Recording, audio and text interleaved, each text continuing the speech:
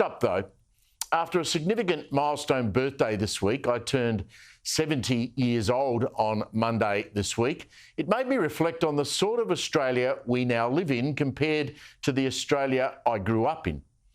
Australia seems to me to be having a permanent argument with itself about what sort of country we actually want to be.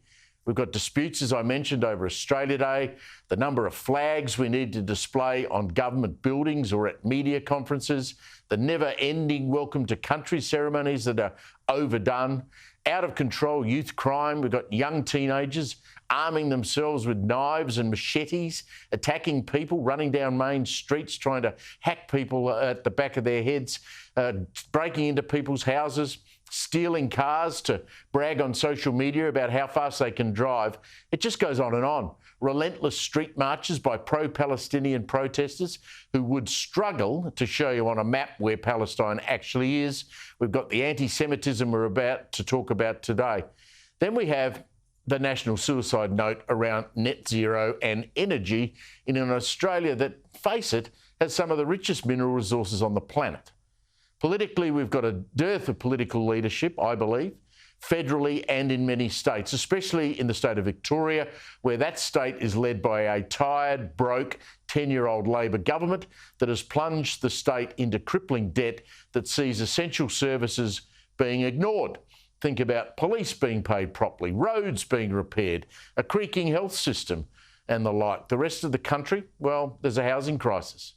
It's a pretty grim picture. So broke is the state of Victoria, they have had to introduce property taxes that have smashed the real estate sector, with house prices, can you believe it, in a city like Melbourne going backwards for the first time in my life, but with high immigration still too expensive for our children to actually go out and buy even a modest flat.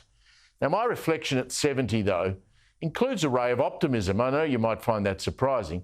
I sense, like the rest of the world, people are waking up to the fact that lecturing wokeism has had its day. People are sick and tired of being told what to think. They don't want to be lectured to by corporate giants like Woolworths or sporting bodies like the AFL and the NRL. And my opinion comes from a sense that there is a mood change coming from younger Australians. An IPA poll just this week showed support for Australia Day staying on the 26th of January was overwhelming. Socialist left governments around the world are being chucked out. As we have seen, so are their leaders, people like Justin Trudeau. Conservative movements across Europe are being elected, and many EU nations are realising the rush to net zero is going to send them broke. Now, I'm not saying we'll ever get back to the days of the 60s, the 70s and the 80s, the golden days, in my view, for Australia, but I do have confidence that young people are waking up to the fact that the Greens are radical activists, not environmentalists. The hard left Labor, think Prime Minister Albanese and Victorian Premier Jacinta, are too agenda-driven. Common sense Labor leaders like New South Wales Chris Minns, just look at what he had to say today about that attack on Dover Heights, or Adelaide's Peter Malinauskas. They're both great premiers in my view. Labor leaders, those two, much more like Bob Hawke than Daniel Andrews, thank God. So as I enter my 71st year, I have some genuine hope for Australia's future. Let's hope that I'm right.